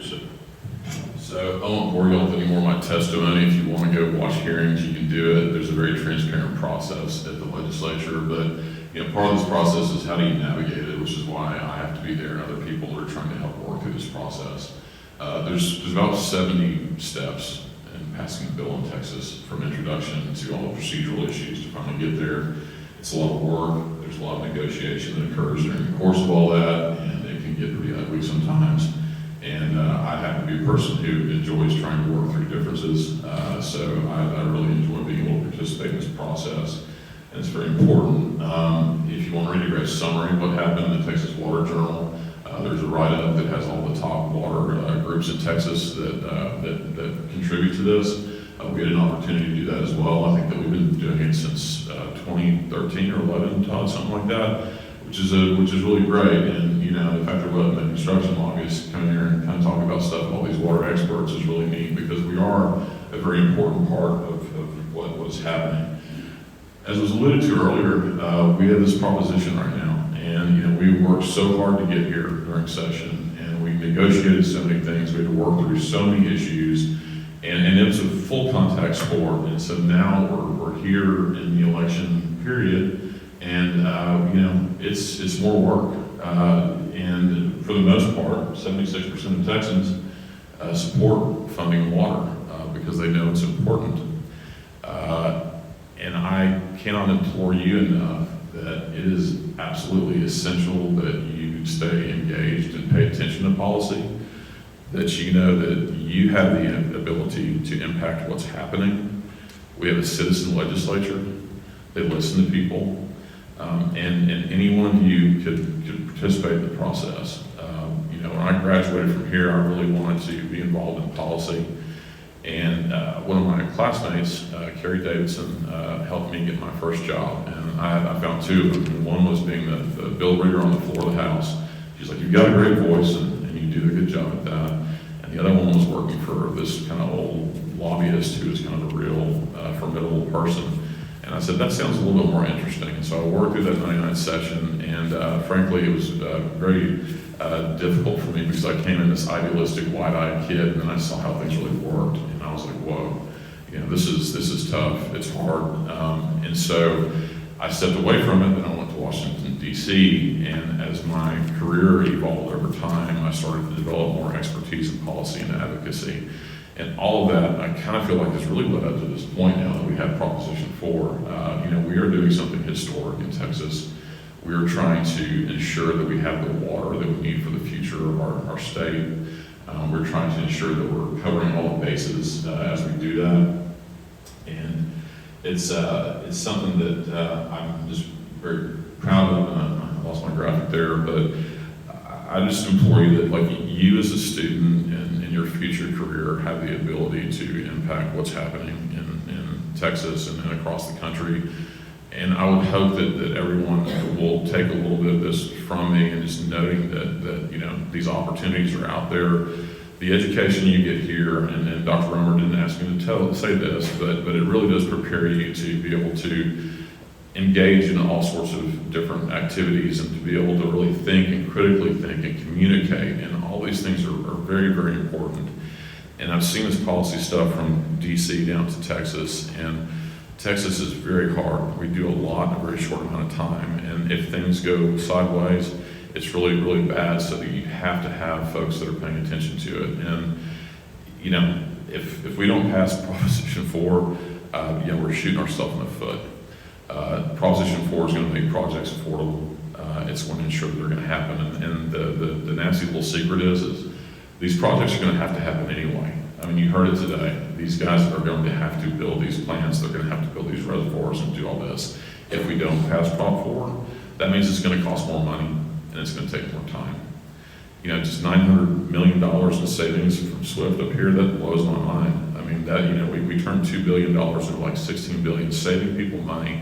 And that's what it really boils down to. And I hate to say it, y'all, but it's about money. It's about how it works. It's hard, and it's about political will too. So I just really appreciate the opportunity to share my perspective today.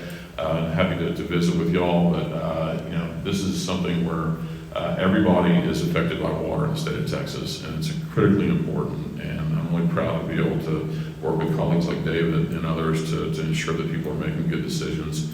It takes a lot of time and effort to do that, and I'm fortunate that I have the support of my organization to do that for them. But I appreciate being here today. Todd told me to be quick, so I wanted to get to the crux of it. And hopefully we'll have some questions, but I really do appreciate y'all having me. And go Roos, and it's neat to be back here, so thank you.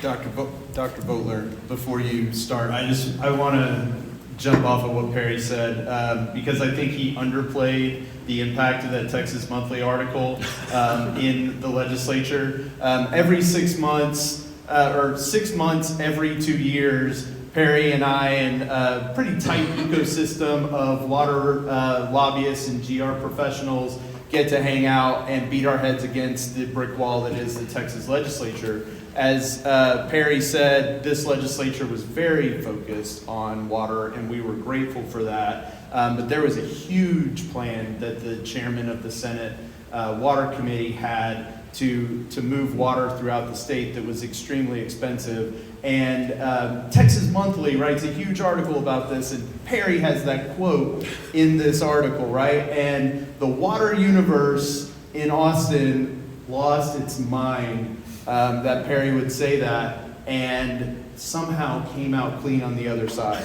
I have no idea how he managed to not blow up every relationship he had in the building, but he moved policy and did it in a way that really benefited a number of suppliers and the state as a whole. So I don't want you to quote we're talking about right here. That's the quote we're talking about right there. Make sure everybody's on the same page. So this is in direct comment to the chairman of the Senate Water Rural Affairs Committee's plan. And throughout this very long article, no one wanted to go on record. I think there's literally one other person on the record in this entire article besides Perry. But he had the guts, I will say, to say what needed to be said. And I told him before, I still don't know how he is not persona non grata in Chairman Perry's office, but still maintains that friendship. So Perry's doing a lot of good work down in Austin. Contributing enough as we go through that process to offset my eagerness to get things done. Yes, you're not shy. Okay, who has some questions?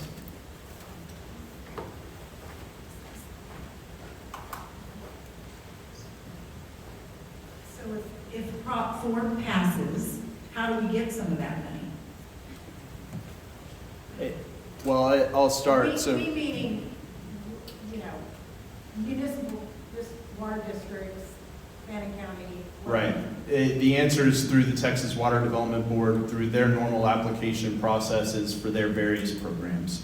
As I said, the HJR 7 and the accompanying legislation SB 7 provide splits for the large buckets that those monies will go into, and then the Water Development Board has discretion and will manage their programs as they normally do through the applications that come in for those various programs after those allocations have been made. All right, all the way over here on the other side of the room. So for municipality, we have on record projects that might qualify for that type of state funding, and each year make the application if we have a project coming up. I'm Renee Countryman. I work here.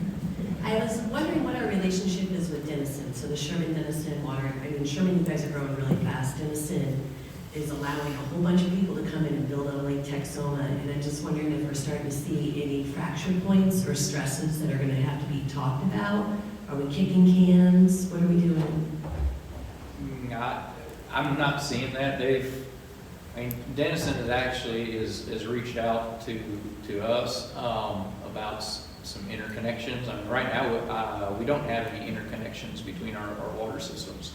which to me is surprising. That's never been established before in the past, but we are having some of those communications now. But no, I don't see any stress fractures between the two cities. If I can add to that, so one of the things that we're getting better at as we talk about these things is regionalization and how that works. And what you heard today is a very good example of that. You know, we have all these stovepipe communities.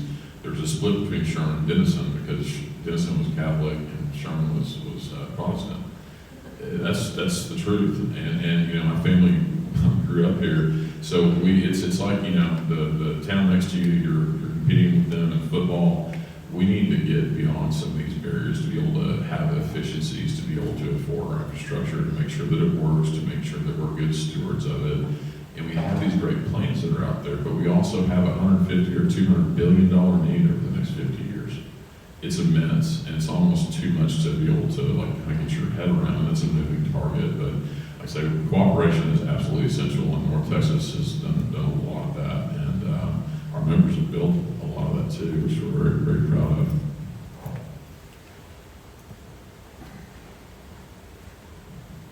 Thank you so much. I'm Keith Kissel, a teacher. I don't know a lot about this, but my question is with regard to conservation efforts. It seems like everything's talking about we need new water, but also we could increase our efficiency of both the residents and the industry's use of this. I know some of these industries are really good at reusing the water, and Pan Energy out here is kind of really good at that. What efforts are being put into the legislation, put into these initiatives that will encourage that at all these different levels? That's a victory I'm going to claim. So when we created the Texas Water Fund, we were trying to get all the stuff in there we needed, and we were trying to get reuse as something that was eligible for that. And there's also a conservation element to that, because if you keep it in the pipes, one, it doesn't go away. If you're able to use it again, it works too. Part of what happened during the course of kind of hammering out this policy was establishing what's eligible for funding, and reuse being one of those things. And there are a lot of particulars in the details. I'll bore you if I get into all of them, but I mean, that is certainly something that is front of mind right now. Every single person involved in water in Texas knows that what you can save is water that is the best thing that you can have in order to defer some of these costs. Unfortunately, I think we leak like 53 or 83 billion gallons of water a year. It's particularly problematic in older systems, and so that's lost revenue, it's lost water, and it's something that we really have to get our head around. So we're going to be addressing the leaking pipes, we're going to be addressing the aging treatment facilities, we're going to be addressing supply, we're doing all this stuff, and this is the first time really that Texas is taking a comprehensive view at water, especially with the inclusion of wastewater, which is a big deal. So we have a water plan, we have a flood plan, which Prop 4 also will pay for flood. And now we're working toward, because the legislature was directed to create basically a wastewater plan for part of the water plan. So now we have that entire water cycle that we're going to be looking at. So when we have this funding, I have to go back to that, but when we have this funding, we have these assurances that we're going to have that coming in. It really gives us the ability to plan and execute projects as they need to happen, to be able to have an idea of what it's going to cost. And honestly, $1 billion isn't enough. We were hoping for 2.5. Because it is not going to be all demand out there, and at the end of the day, that all goes back to the ratepayers. That's who pays for it. So this is critically important. So just something to keep your eye on, El Paso's broken ground on a new facility that takes wastewater directly from a wastewater treatment plant and converts it into drinking water. And we're thinking the capacity is 100 million gallons a day. And so this plant will be a model for the rest of the state. Even though you don't see this in a lot of regional water plans yet, you will see a plant like that for every major municipality in the state within the next 20, 30 years. Anybody else have a question?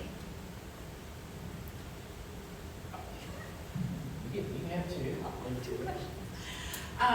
So is there, it's kind of multifaceted, but clearly the big thing right now is to get people to go out and vote. So that's what's going to have some funding available. But part one would be, as citizens, as neighbors, as residents, constituents, whatever, how can we improve how our population is educated about about what goes on before they turn on the tap. So they can go out and vote for these things, or they can talk to the representatives or city councils or municipal districts. And it's kind of tangential to that. Does Prop 4 include any educational component to try to encourage people to better use the resources? So the Texas Water Fund does, and in the first iteration of it, last session, I think there was $10 million that was set aside for public education. The Texas Water Foundation, which is an amazing organization, were awarded that grant, and they're going to be managing that. And part of the goal was, as we create this new fund, we want the public to be informed. We want them to care about it. We want them to understand how it works. So we're hoping that helps to increase the level of engagement that's going on out there. And that's something that we are putting our shoulder behind. So it's not all just the projects. It is kind of trying to address that part of it too. Yeah, I'll just refer back to something Dr. Schultze said when he was speaking. We all take water for granted.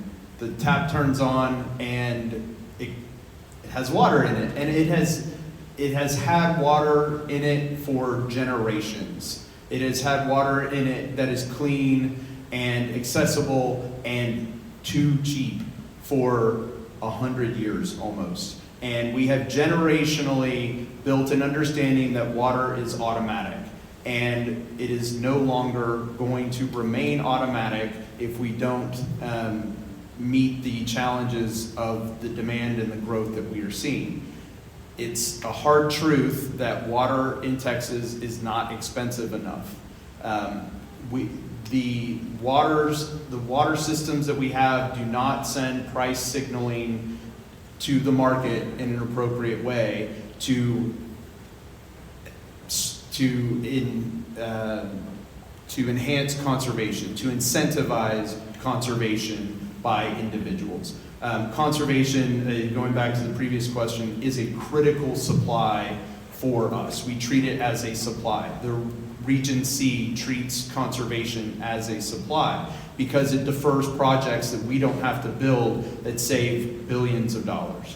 And so one thing that will happen as we pursue these new water supplies is water will become more expensive. That will incentivize conservation by sending price signals to the market.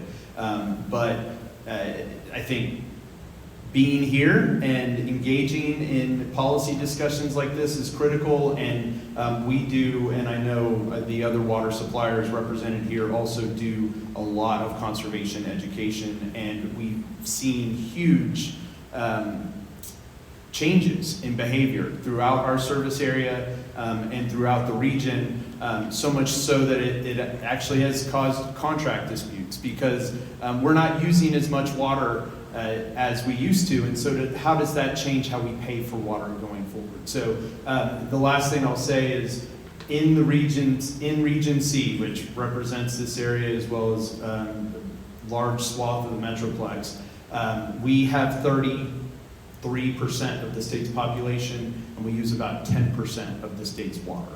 And that is due to conservation efforts that are already in place, and we've done a lot. As far as Sherman doesn't have a real active conservation education program at the moment.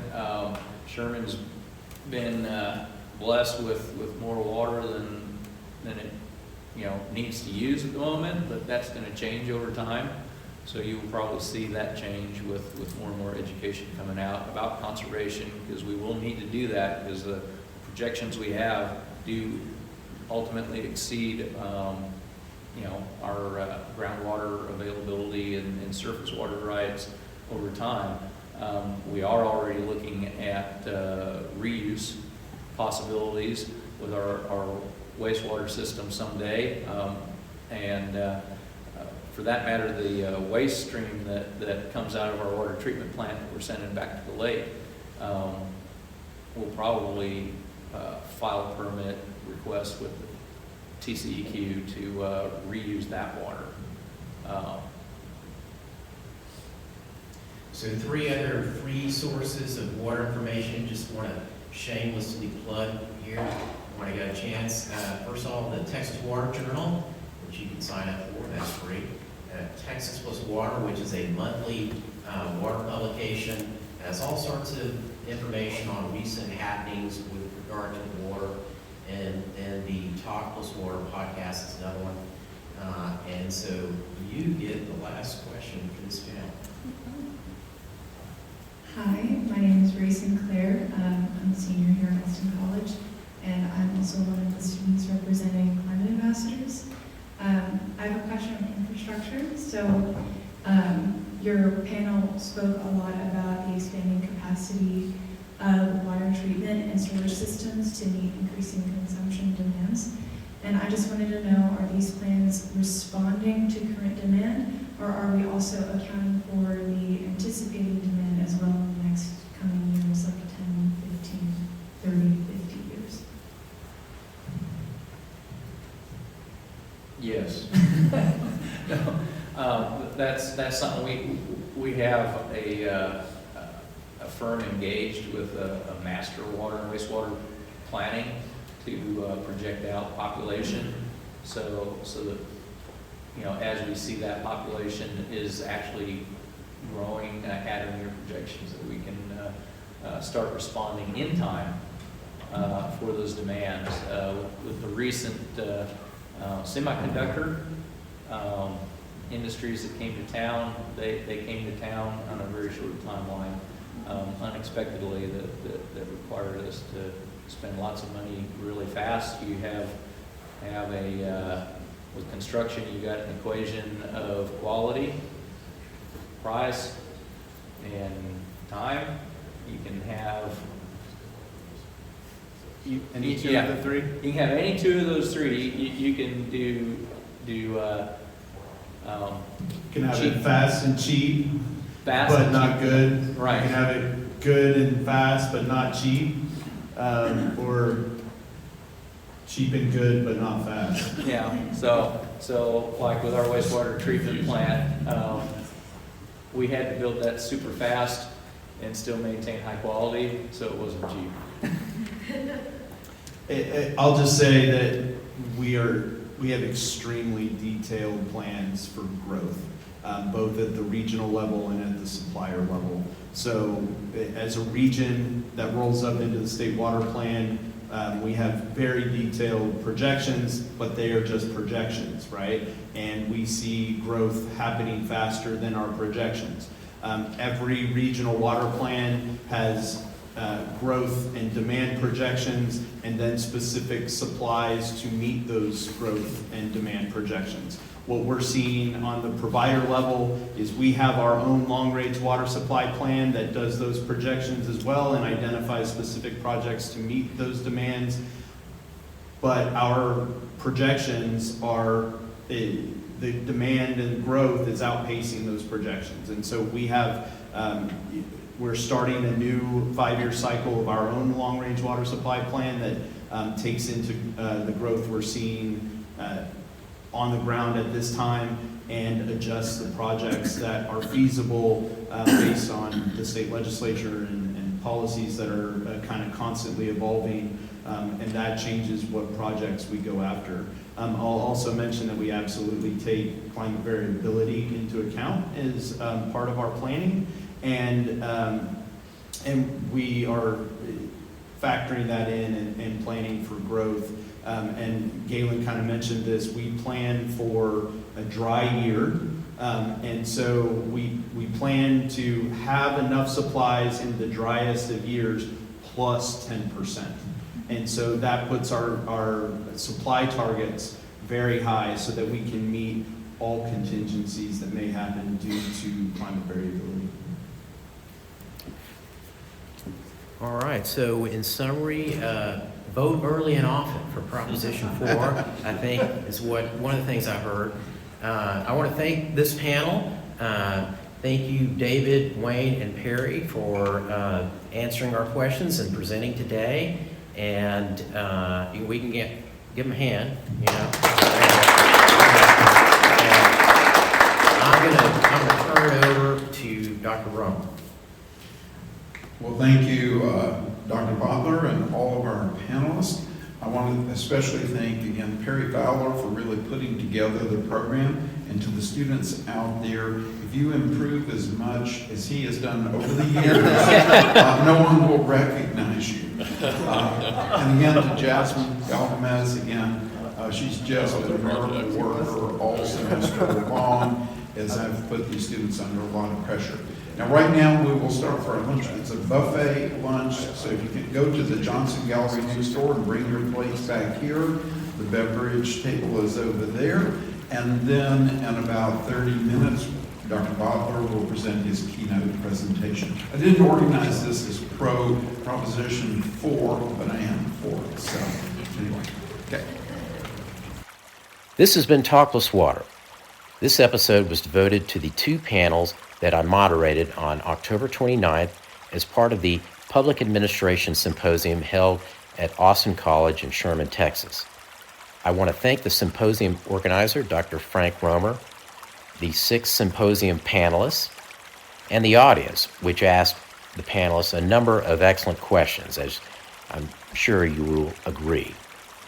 I also want to thank you, the listener, for spending your valuable time on this podcast. Finally, I want to give a big thank you to Anna Jones and Sarah Wingfield at the Meadows Center for Water and the Environment at Texas State University for getting this episode of Talkless Water ready to go. If you enjoyed our discussion today, please subscribe to the podcast and leave us a review to let us know how we did. My name is Todd Votler. Let's talk water again soon.